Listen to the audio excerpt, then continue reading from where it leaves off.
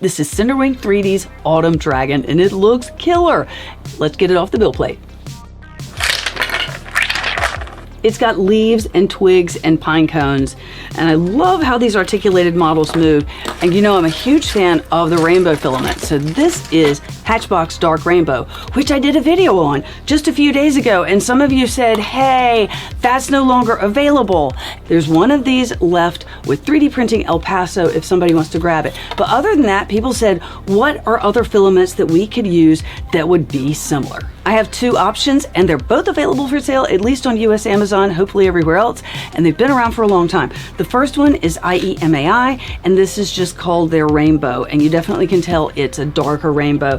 And this one is CC3D, and they have two metallic rainbows, but there's one that's a little closer. I've left the Autumn Dragon out here so you can sort of look at the color comparison, and this is the syllabus case from Clockspring, and so I used it to print these two filaments in to sort of get a similar idea. And this is a lot of fun if you want to put something in it like your AirPods, and they close magnetically, which is great. All right, Hatchbox, bring this filament back. It's great. In the meantime, definitely check out IEMAI and CC3D, and of course Cinderwing's Autumn Dragon and Clocksprings.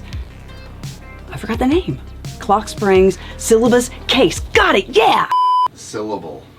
It's syllable case. It's not syllabus case. I'm not re-recording. I'm going to bed.